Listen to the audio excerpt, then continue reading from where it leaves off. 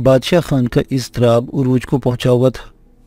कीथरो और बादशाह खान के दूसरे बेशुमार साथी शीरान की तलाश में बैंकॉक का कोना कोना छान चुके थे, लेकिन शीरान का कोई पता नहीं चल सका था। एंड्रा गाउची को चारे के तौर पर इस्तेमाल किया गया था। वो होटलों और नाइट क्लबों में मारी मारी फिर रही थी। बादशाह खान के शिकारी कुत्ते उसके मुहाफिज थे। बादशाह खान का ख्याल था कि मुमकिन है एंड्रा गाउची को देखकर शीरान उसके पीछे लग जाए और इस तरह वो निगाहों में आ जाए, लेकिन अभी तक शीरान का कोई पता नहीं चल सका था। खुद एंड्रा गाउची अपने आप को अच्छी तरह समझ रही थी। उसे यकीन था कि उसे चारे के तौर पर इस्तेमाल किया जा रहा है। उसे ये भी यकीन था कि अगर शीरान उसे पा गया तो उसे जिंदा नहीं छोड़ेगा, लेकिन इसकी पोजीशन इतनी नाजुक हो चुकी थी कि उसे अपनी ज़िंदगी खुद ही मुहाल नजर आती थी। वो जानती थी कि शीरान जैसे भयानक शख्स के चुंगल से निकलना आसान काम नहीं होगा। इसके लिए उसे किसी मजबूत सहारे की ज़रूरत थी और बादशाह खान के बारे में उसकी मालूमात महदूद नहीं थी। इस वक्त उसके पास इसके सिवा कोई चारा नहीं था कि बादशाह खान के कहने पर बेचूचरा अमल करती रहे। अब आगे तकदीर थी, जिंदगी बचनी है तो बच जाएगी, और अगर शीरान वाकई हाथ लग गया तो फिर जिंदगी का ये खतरा हमेशा के लिए टल जाएगा और मुमकिन है बादशाह खान अपनी मदद करने के सिलसिले में उसे अपने गिरोह में जगह दे दे। एंड्रा गाउची ये भी जानती थी कि अब शराफत की दुनिया से उसका कोई ताल्लुक नहीं रहा है। वो दुनिया के किसी भी खित्ते में शराफत की ज़िंदगी नहीं गुजार सकती। बहरहाल बादशाह खान की अब तक की तमाम कोशिशें नाकाम रही थी। वो शीरान को तलाश नहीं कर सका था। मार्लिनो के मंशियात के अड्डों पर भी इसके लातादाद आदमी तैनात थे। उन्होंने बादशाह खान को जो रिपोर्टें दी थी वो भी बड़ी ही खौफनाक थी। उन्होंने कहा था कि मंशियात के इन अड्डों पर मार्लिनो के आदमियों की पोजीशन इतनी मजबूत है कि अगर कोई मंशियात की इस मार्केट पर कब्जा जमाने की कोशिश करे या यहाँ कोई हरकत की जाए तो उसे बासानी ख़त्म किया जाएगा। हर चल के बादशाह खान मंशियात को कंट्रोल नहीं करता था और इसकी तवज्जो कभी इस तरफ नहीं रही थी, लेकिन ये रिपोर्टें इसके लिए बड़ी होलनाक थी। अगर मार्लिन और शीरान का इश्तराक इस तरह मजबूती से आगे बढ़ता रहा तो मुमकिन है वो दूसरे मामलात की तरफ भी तवज्जो दे। ऐसी शक्ल में बादशाह खान का वास्ता एक ताकतवर दुश्मन से पड़ेगा और फिर मार्लिनो तो यूँ भी उनके भयानक तरीन दुश्मनों में से एक था। वो मामूली सा इंसान जिसे ज़िंदगी के एक मनहूस वक्त में उन्होंने कोई वक़्त नहीं दी थी और जो उनके हाथों ज़िंदगी की सरहद को फलांग कर मौत की हदूद में दाखिल हो गया था, बचने के बाद इस कदर भयानक हो जाएगा कि कोई तसव्वुर भी नहीं कर सकता था।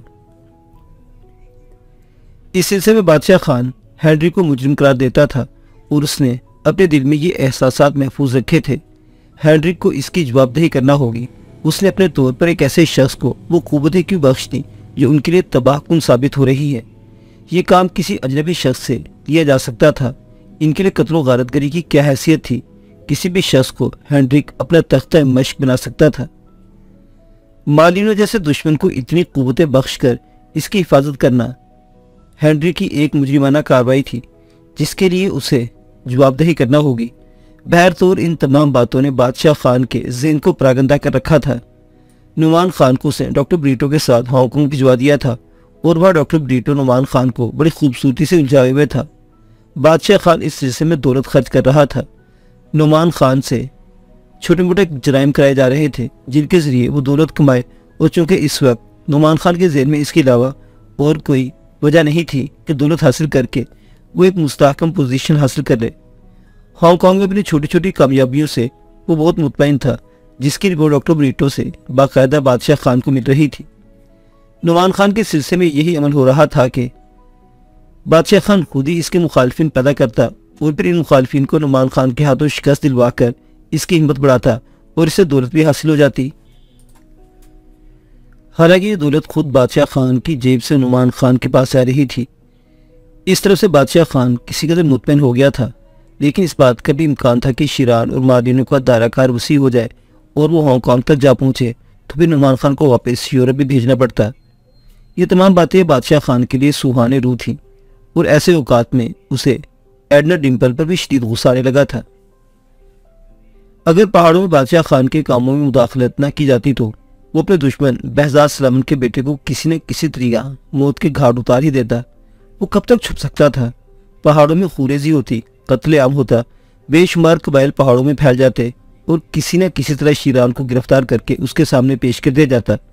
इस तरह ये किस्सा ख़त्म हो सकता था, लेकिन तंजीम ने अपने मकासद की तकमील के लिए पहाड़ों में तबाही पसंद न की थी और बादशाह खान को ये यकीन दिलाया गया था कि उसका दुश्मन तंजीम का दुश्मन है और शीरान को गिरफ्तार करके बादशाह खान के हवाले करने की जिम्मेदारी तंजीम की है। फिर एक रात बादशाह खान को इतला मिली कि हेनरिक वापस आ गया है। बादशाह खान ने फ़ौरन हेनरिक से मुलाकात करने का फैसला किया और वो खुद ही हेनरिक के पास जा पहुंचा। हेनरिक के चेहरे पर थकन और मायूसी के आसार थे। उसने बड़े पसमुर्दा अंदाज में बादशाह खान का इस्तकबाल किया था। हेलो खान, आपने नाहक तकलीफ़ की। मैं खुद ही आपके पास पहुंचने वाला था। अभी 2 घंटे कबल यहाँ पहुंचा हूँ। मैंने मुनासिब समझा कि आपको अपने आने की इत्तला दे दूँ। रस्मी बातों के बजाय मुझे बताओ हेनरिक के तुम्हारी तहकीकात का नतीजा क्या निकला? बेहतर नहीं है बादशाह खान। नहायत अफसोस के साथ मैं तुम्हें इत्तला दे रहा हूँ कि मालिनो देहाती नौजवान से, जिसे हमने अपने तख्ता मश्क बनाया था और जो बाद में मेरी एक ताकत की वजह से हमारे एक मुस्तकिल ख़तरा बन गया। मालिनो के बारे में कांगहू और इसके गिरदनवा में बड़ी अजीबोगरीब रवायत मशहूर हैं। एक तरह से अगर ये कहूँ तो गलत ना होगा कि उसे वहाँ एक देवता की हैसियत हासिल है। कांगहू की निगाह के लोग इसकी बड़ाई के कायल हैं और उसे देवता की तरह पूछते हैं। वो उन देहाती लोगों के लिए दर हकीकत फरिश्ता साबित हुआ है। उसने उनके मसाइल दूर किए हैं और उन्हें ज़िंदगी की तमाम लज्जतों से हमकिनार कर दिया है, जबकि हांगकांग, बैंकॉक और इस खित्ते के दूसरे इलाकों के लोग नहायत कसम पुरसी की ज़िंदगी गुजार रहे हैं और उनके हालात बेहतर नहीं है। लेकिन कांगहू एक बेहतरीन कस्बा बन चुका है। इसके अलावा बादशाह खान, मालिनो के बारे में जो रिपोर्टें मुझे मिली है वो आपके लिए बाइस हैरत होंगी। मैं साइंस की दुनिया में एक मखसूस हद तक पहुँच सका हूँ, लेकिन मालिनो मुझसे कहीं आगे निकल गया है। मैं नहीं जानता कि उसने ये तहकीकात और तजर्बात कहाँ किए, लेकिन सुना ही गया है कि मालिनो कांगहू के इलाके का बेताज बादशाह बना है। इसने इस तरह के ज़मीन दोज निज़ाम फैला रखे हैं कि अगर वहाँ इसके दुश्मन कितनी ही बड़ी तादाद में हमलावर हो तो वापस नहीं आ सकते, और ये सब कुछ उसने साइंसी सतह पर किया है। मैं इसका कोई अमली तजर्बा तो नहीं देख सका, लेकिन मैंने अपने तौर पर जो तजर्बात वहाँ किए इससे मुझे अंदाज़ा हो गया कि लोगों का कहना गलत नहीं है। इन तजर्बात के बाद मैं वहाँ नहीं टिक सका, क्योंकि मुझे शुबा था कि मालिनो को इन तजर्बात के बारे में ज़रूर इल्म हो जाएगा। ये रिपोर्ट है बादशाह खान। इसके अलावा मैंने शीरान के बारे में भी मालूमात हासिल की हैं, तो मुझे पता चला कि शीरान ने जाने किस तरह मालिनो तक जा पहुंचा था। मालिनो ने शीरान को पसंद किया और उसे अपने ख़ास आदमी में शामिल कर लिया। इस पुरस्कार कबायली तक मेरी पहुंच नहीं हो सकी। मैं खुद ही जानबूझकर मालिनो की निगाहों से दूर रहा, क्योंकि आप जानते हैं बादशाह खान के वो मेरे बदतरीन दुश्मनों में से एक है और वो उसका इलाका था। हेनरिक ने जवाब दिया। बादशाह खान का चेहरा गुस्से से सुर्ख हो रहा था। फिर उसने कहा, तुम्हें यह तमाम जिम्मेदारी कबूल करना होगी हेनरिक। तुम्हारी एक हिमाकत हम सबके लिए तबाही का बाइस बन गई। मुझे एतराफ़ है बादशाह खान, लेकिन अब जो गलती हो गई है उसे निभाना ही पड़ेगा। मैं हर तावान के लिए तैयार हूँ। मुझे खुद इतना अफसोस है कि मैं बयान नहीं कर सकता। हेनरिक के अल्फाज बादशाह खान के गुस्से को किसी हद तक कम करने में कामयाब हो गए थे। उनका साथ नया नहीं था, बहुत पुराने दोस्त थे और इस तरह के दोस्त रहे थे जो एक दूसरे पर जान छिड़कते थे और एक दूसरे की जान के लिए बाजी लगाने में भी दरेग नहीं करते थे। हेनरिक से ये हिमाकत ज़रूर हुई थी, लेकिन इससे कबल उसका माजी बादशाह खान के लिए बहुत बेहतर रहा था। उसे हेनरिक को हमेशा एक अच्छा दोस्त, एक अच्छा साथी पाया था। चुनांचे इसके ख़तरे के बावजूद हेनरिक के मौजूद भरे अंदाज ने बादशाह खान को किसी कदर नरम कर दिया। ओ हेनरिक, तुम नहीं जानते, ये मेरा ख़ानदानी मामला ना होता तो मुझे ज़रा बराबर परवाह ना होती। बात अगर सिर्फ मेरी ज़ात तक महदूद होती, तुम यकीन करो मैं अपने दुश्मनों को जूते की नोक पर नचाने का आदी हूँ। मैं हमेशा इस बात का मुतवक्को रहता हूँ कि कोई भी मेरा दुश्मन मुझे किसी भी वक्त मौत के घाट उतार सकता है।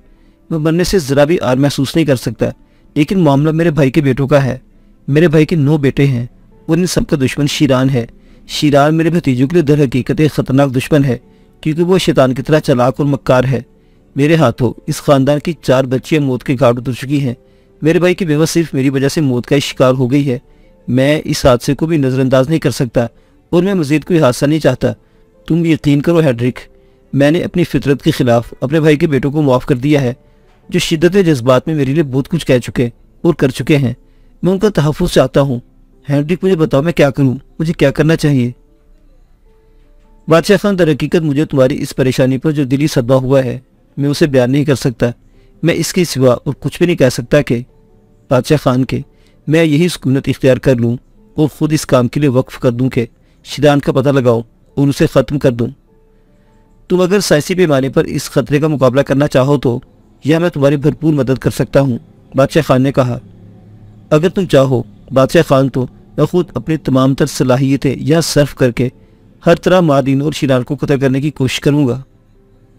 बादशाह खान किसी सोच में डूब गया। फिर उसने गहरी सांस लेकर कहा, ठीक है हेनरिक, फिर लोग तुम आराम करो, मैं इस सिलसिले में तुम्हें कोई मौसर जवाब बाद में दूंगा। मेरे दोस्त बादशाह खान, हेनरिक के लिए कोई बुरा ख्याल दिल में मत लाना।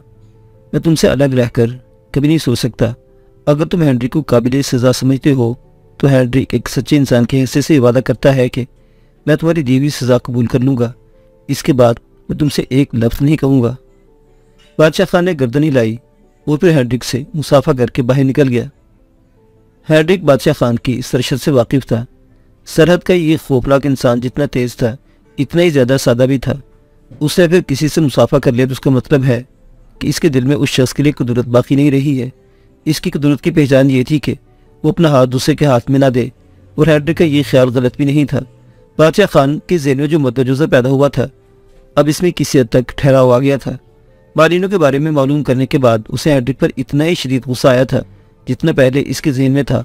वह हेनरिक को इस तमाम तर मुसीबत का जिम्मेदार करार देता था, लेकिन हेनरिक इसके सामने जिस कदर शर्मिंदा नजर आया था, इसके बाद बादशाह खान के दिल से कुदरत कम हो गई थी, गलती हो चुकी थी, और अब हेनरिक को इसकी सज़ा देने से मामलात हमवार नहीं हो सकते थे। चुनांचे उसने हेनरिक को माफ़ कर दिया था और यही बेहतर समझा था कि अगर मालिनों के खिलाफ कुव्वत आराई हो तो इसमें एक इज्तिमाई हैसियत से हिस्सा लिया जा सके। हेनरिक इन लोगों में वाहिद साइंसदान था और इसकी साइंसी कुव्वतों ने मालिनों को नाकाबिले तस्खीर बनाया था। चुनांचे इन कुव्वतों का मुकाबला भी वही कर सकता था। अगर इन परेशानियों के जवाब में हेनरिक को किसी अताब का शिकार बनाया जाता तो वो एक ताकतवर साथी से महरूम हो सकते थे, लेकिन हल अभी तक कोई नहीं था बादशाह खान के पास। मालिनों एक साइंसी कुव्वत था और शिरान शदीद तरीन शैतानी कुव्वतों का मालिक। ये दो इंसान मिल गए थे और इनके खिलाफ एक मजबूत महाज दरकार था। एक बार फिर बादशाह खान पर जुनून तारी होने लगा। अगर किसी तो इब्तदाई वक्त में ही शिरान की फितने पर काबू पा लिया जाता तो इतनी मुश्किल पेश न आती, और उसे रोकने वाले तंजीम के बड़े थे। अभी तक एडना डिम्पल ने इस बारे में बादशाह खान को कोई मौसर जवाब नहीं दिया था। बादशाह खान को चढ़ गई। अपनी रहायशगाह में पहुंचकर वो इस तहखाने की जानिब चल पड़ा जहाँ तंजीम के 10 करदा ट्रांसमिशन सिस्टम पर वो एडना डिम्पल से रब्ता कायम कर सकता था। थोड़ी देर के बाद वो तहखाने में एडना डिम्पल को कॉल कर रहा था और चंद लम्हात के बाद एडना डिम्पल से रब्ता कायम हो गया। बादशाह खान बोल रहा है, मुझे मालूम है बादशाह खान को क्या बात है। मैडम, मैं पहले ही आपसे अपनी परेशानी का इजहार कर चुका हूँ और अभी वही अल्फाज दोहराना चाहूँगा।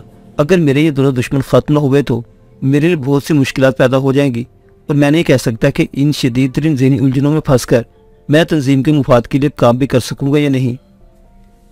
बादशाह खान, तंजीम का इन मामला से बराह रास्त कोई तल्लुक नहीं है, लेकिन तंजीम आपसे तल्लुक रखती है और हम अपने हर साथी से इतना ही रब्त रखते हैं जितना अपने आप से, क्योंकि इसमें तंजीम की बका मुज़मिर है। आप जब भी ऐसी कोई बात करें, खुद को या हमें तंजीम से अलहदा रख कर ना सोचें। आपके अल्फाज बिल्कुल दुरुस्त है मैडम, मैं उन्हें खुलूस दिल से तस्लीम करता हूँ, लेकिन आप ये बताइए कि पहाड़ों में मेरी अपनी मुमलिकत, मेरे अपने कबीले में मेरे बिल्कुल ज़ाती मामले में मुदाखलत ना की गई होती तो मेरे लिए मुश्किलात खड़ी ना होती जो इस वक्त मेरे सामने है। मुदाखलत ज़रूरी थी बादशाह खान, तुम खुद भी समझते हो इस बात को। पहाड़ों में आज़ाद निज़ाम कायम है और इलाके की हुकूमत तुम्हारे मामलात में दखल अंदाज नहीं होती, लेकिन इलाकों की सलामती की जिम्मेदारी उन पर ज़रूर आयद होती है।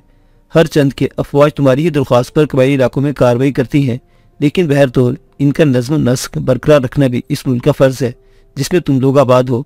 ऐसी सूरत में दो कबीलों में जंग हो जाती है तो इनमें आपस में सुलह कराने वाले बहुत से लोग होते हैं और हुकूमत इन मामलों में मुदाखलत नहीं करती। लेकिन अगर तमाम कबाइल ज़ेरे ताब आ जाएँ और पहाड़ों में गोलियों की आवाज़ें इस अंदाज में बिखरने लगे जैसे कुछ फौजें आपस में नबरदो आज़मा हो गई हों, तो क्या तुम्हारे ख्याल में उस मुल्क की हुकूमत मुदाखलत नहीं करेगी? बादशाह खान, हम जिस प्रोग्राम पर काम कर रहे हैं इसके तहत हमारे लिए तुम्हारे मुल्क की हुकूमत को और पड़ोसी हुकूमतों को इन पहाड़ों से गाफिल रखना बहुत ज़रूरी है। यही बात हमारी कामयाबी की ज़मानत है, वरना अगर पहाड़ों में फौजी मुदाखलत हो गई तो तुम खुद बताओ हमारे कदम वहाँ कैसे जम सकते हैं। तंजीम ने तुम्हें इस काम के लिए तो मखसूस किया है बादशाह खान, और अगर तुम खुद ही तंजीम की राह में रुकावट बनने लगो तो तुम सोचो तुम्हें कैसे इसकी इजाज़त दी जा सकती है। एडना डिम्पल ने कहा, ठीक है मैडम, लेकिन हमारे रवायात को पामाल करने का क्या हक पहुँचता है आप लोगों को? मैं अपने दुश्मन का सर चाहता था और इसके लिए मैं कबीलों को मजबूर करने का ख्वाहिशमंद था। मुझे इस वक्त ये कहकर रद्द रोका गया कि ये जिम्मेदारी तंजीम संभालती है। मैं पहाड़ों में अमन व अमान कायम रखूँ, और मैंने तंजीम से वफादारी का सबूत देते हुए अपने आप को इस जिल्लत में डाल दिया जो कबीले कभी कबूल नहीं करते।